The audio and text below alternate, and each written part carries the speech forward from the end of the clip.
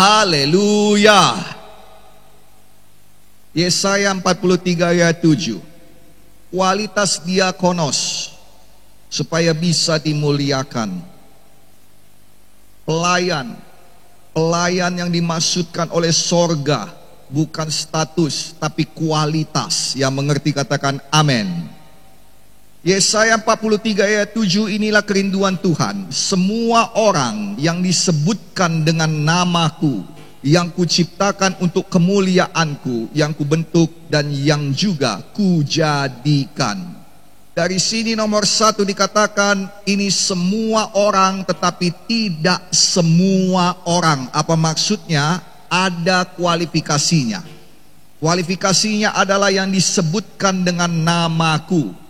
Artinya ada nama Tuhan pada saudara. Artinya bagaimana saya mendapatkan munte? Ada nama munte dalam saya, yang mana nama munte tidak bisa dilepaskan dari saya. Ialah karena saya dilahirkan dalam keluarga munte. Yang mengerti katakan amin. Jadi kalau ada nama Tuhan, artinya saudara dilahirkan oleh Tuhan, dilahirkan baru oleh Roh Kudus, dilahirkan oleh air dan roh. Amin. Sudah lahir baru, sudah dibaptiskan oleh air. Yang setuju katakan haleluya. Yang disebutkan dengan namaku, maka apa yang dikatakan di situ? Diciptakan untuk kemuliaanku. Semua orang yang lahir baru di sini diciptakan untuk kemuliaan Tuhan. Tetapi lebih daripada itu dikatakan ada 3 perkara: diciptakan, dibentuk, dan dijadikan. Tuhan menciptakan saudara untuk kemuliaannya. Kita ambil yang pertama, menciptakan. Yang sukacita katakan amin. Saudara diciptakan untuk kemuliaan Tuhan. Dan saudara tahu dalam proses penciptaan tidak langsung jadi sungguh amat baik. Akan ada prosesnya sehingga itu jadi sungguh amat baik. Tetapi dalam proses itu Tuhan melihat segala sesuatunya baik. Ketika saudara lahir baru, Tuhan melihat kelahiran baru saudara adalah baik adanya.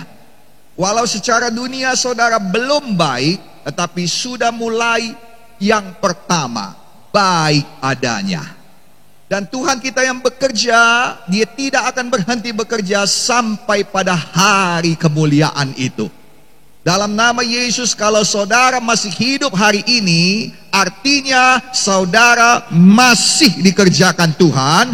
Artinya tangan Tuhan masih ada dalam hidup saudara. Dan artinya kemuliaan Tuhan akan terus turun dan turun dan turun dalam hidup kita. Boleh kita yang mengerti berikan tepuk tangan bagi Tuhan Yesus.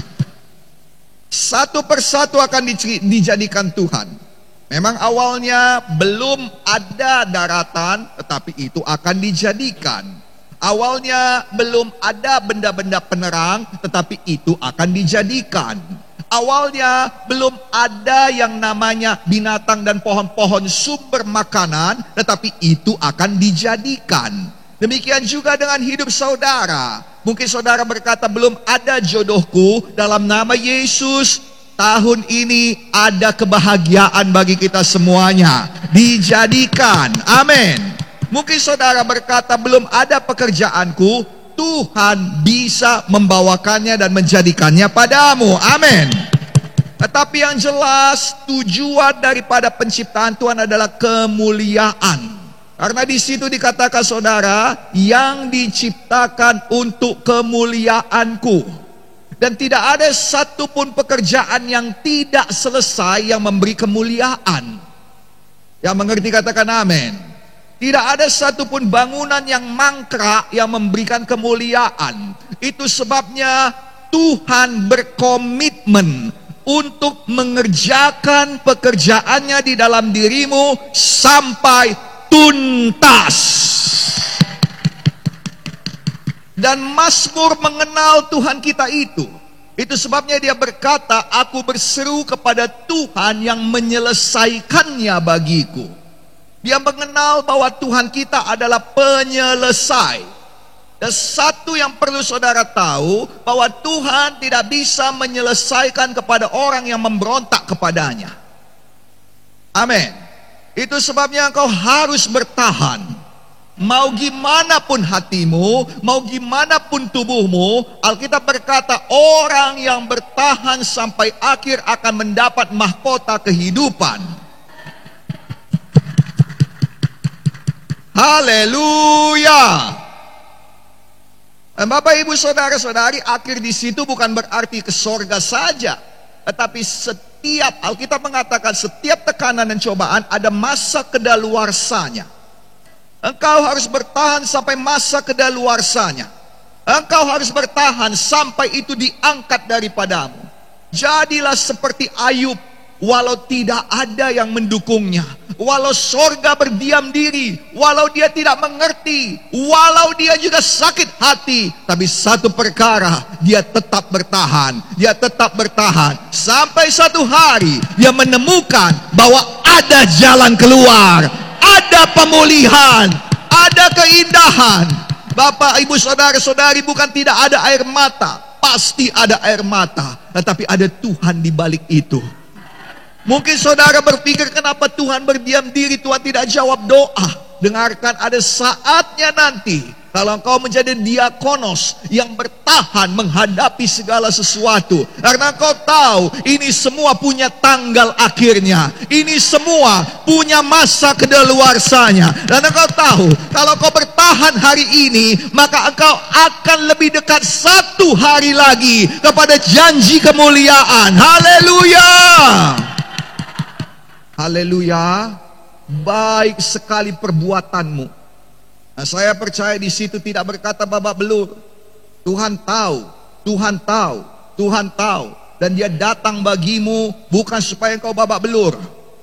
Ya, memang kita memang banyak perjuangan, tetapi takdir kita adalah kemuliaan.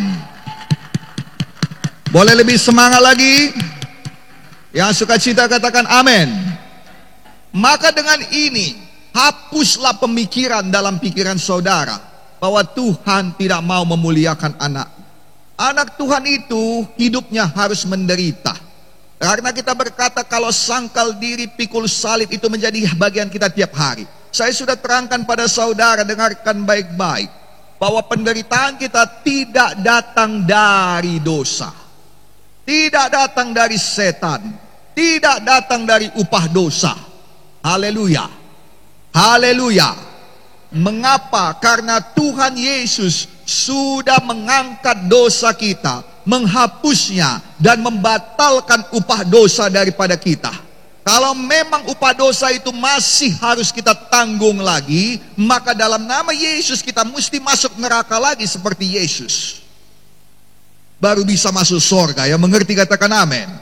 Tetapi Tuhan Yesus dengan segala kasih-Nya dan perbuatannya yang ajaib itu menanggung segala dosa dan upah dosa bagi kita. Itu sebabnya penderitaan kita tidak datang lagi dari dosa, tidak datang lagi dari upah dosa. Tetapi kita juga harus menjaga diri kita supaya kita tidak memurahkan kasih setia Tuhan dengan jatuh dan bangun di dalam dosa. Yang setuju katakan amin. Jadi hapus pikiran kita yang berkata bahwa Tuhan tidak berkenan kita menjadi besar. Hapus pikirannya demikian. Yang pertama sekali, kita tidak boleh menerima penderitaan dari setan lagi. Itu bukan milik kita. Penderitaan akibat dosa, upah dosa itu bukan milik kita. Buang dalam nama Yesus.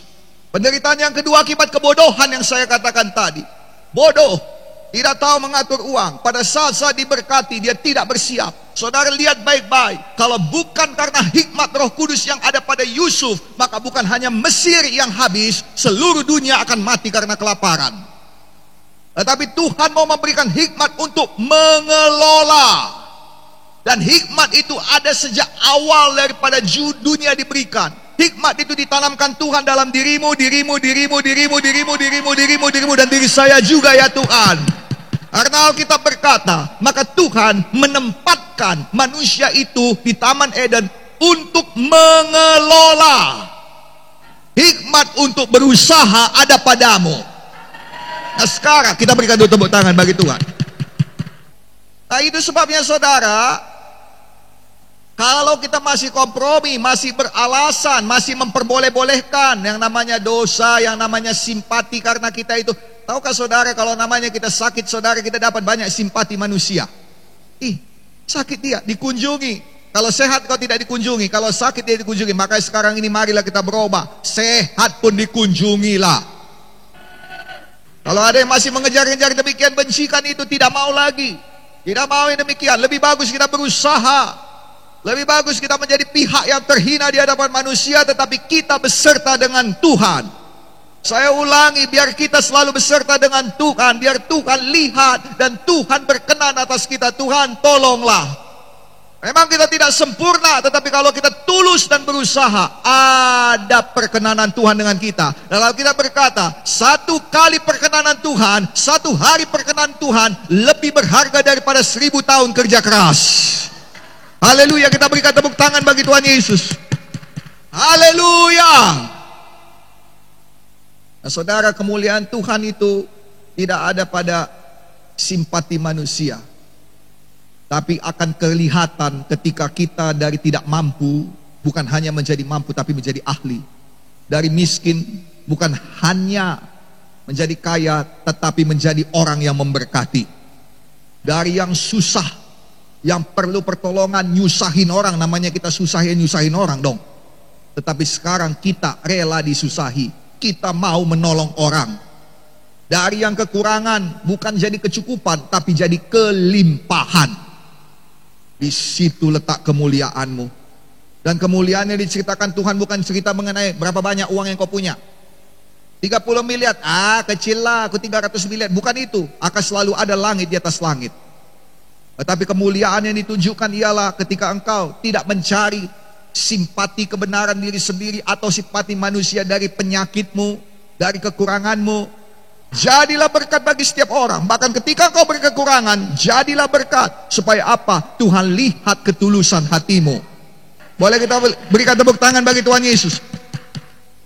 Dan dari situ saudara, ketika kita mulai mampu jadi ahli, mulai memberkati, mulai jadi penolong. Walaupun memang banyak perjuangan kita, kebutuhan kita, tapi kita mulai memberkati orang lain. Dari situ ada kemuliaan Tuhan terpancar pada kita.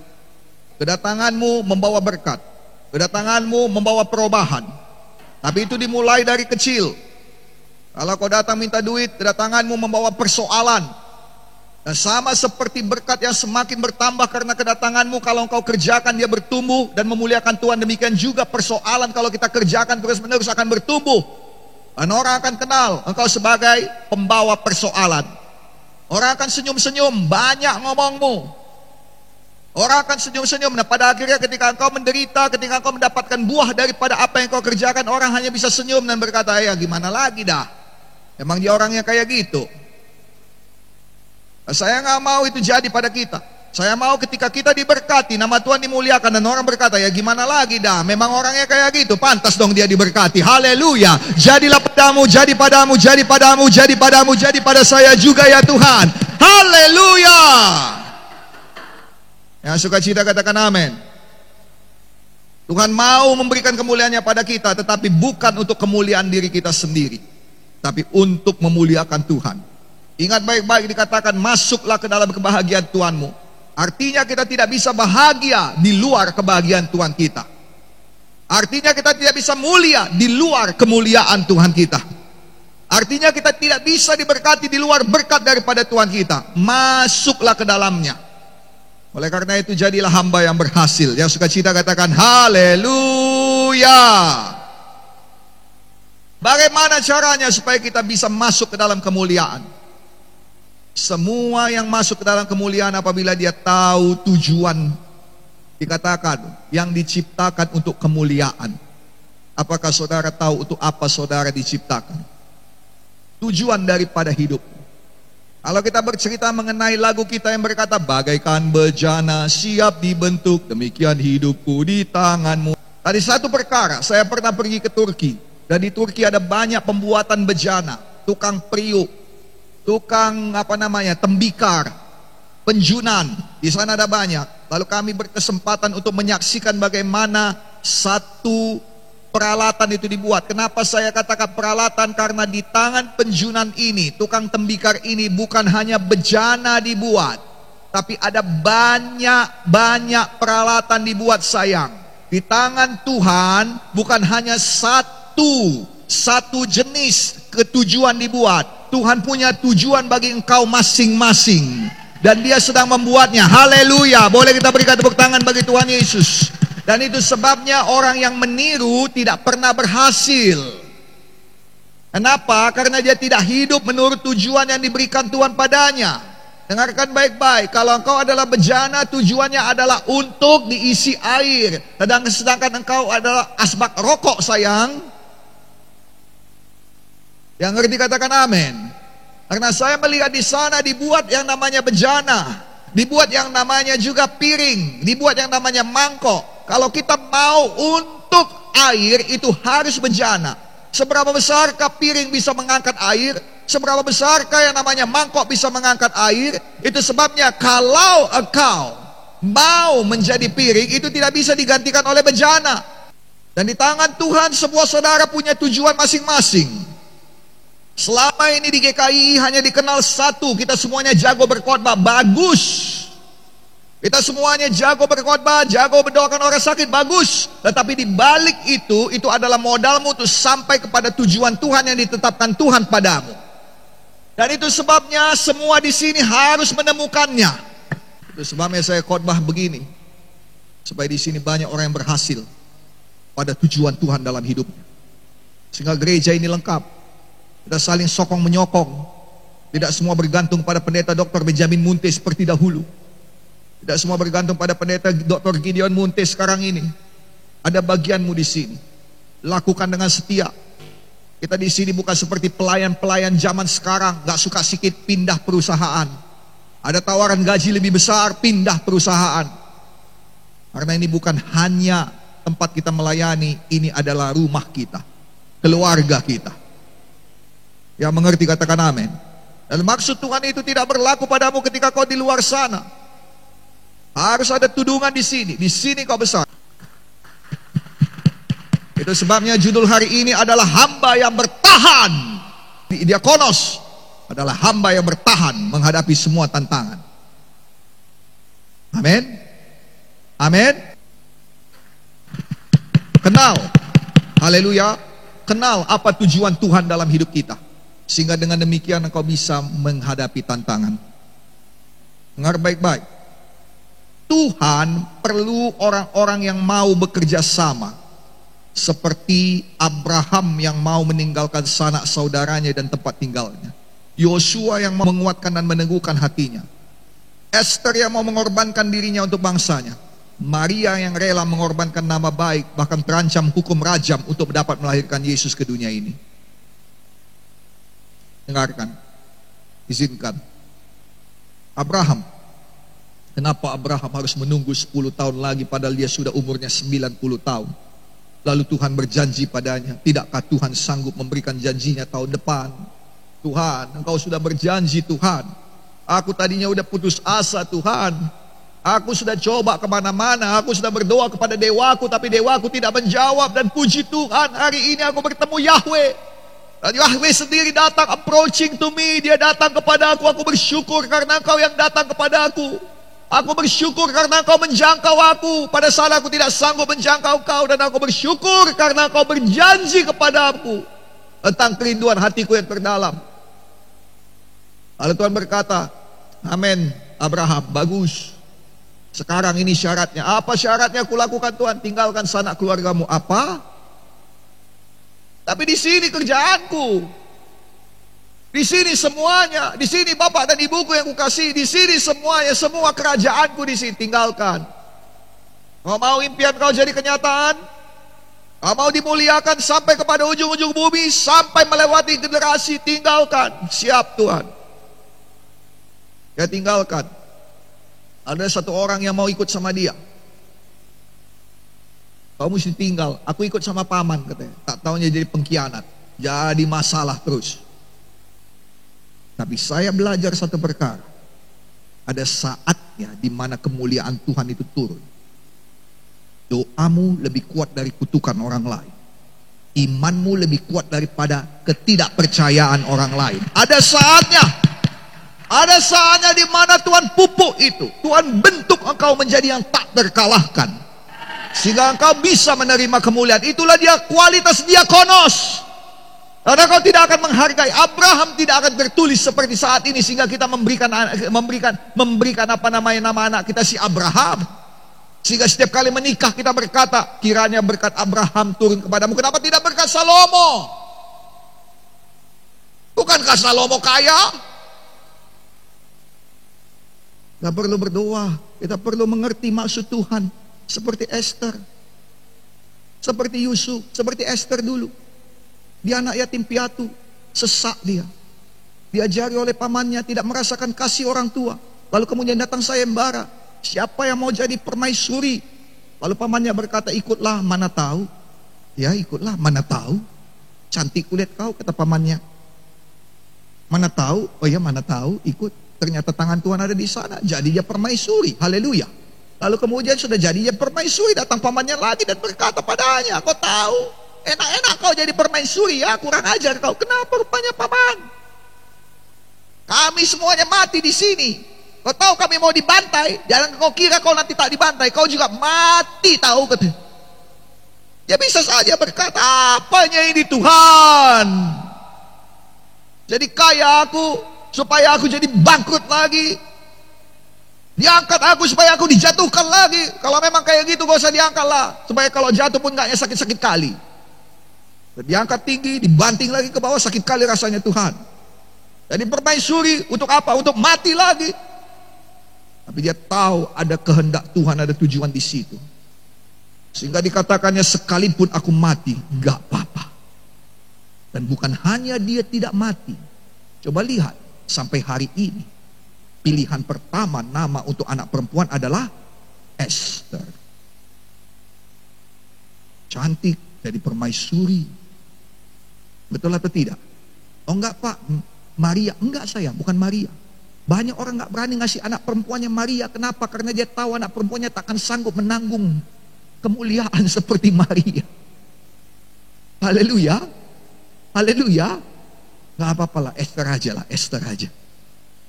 Biar dia menyelamatkan keluarganya. Itu katanya.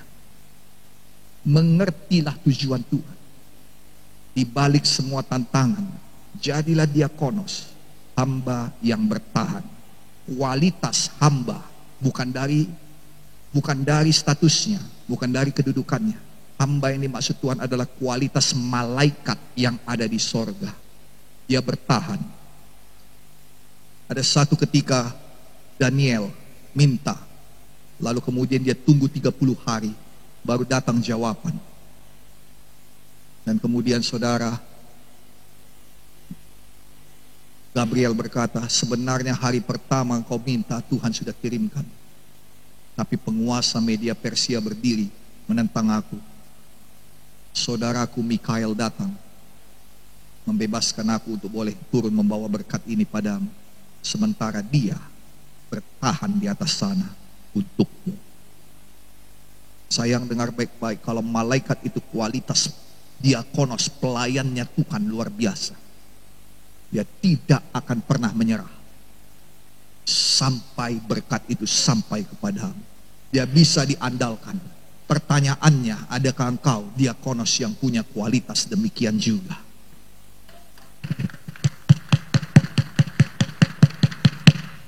Hidup kita ditakdirkan untuk kemuliaan, tapi kita harus jadi diakonos yang setia dan bertahan untuk menang.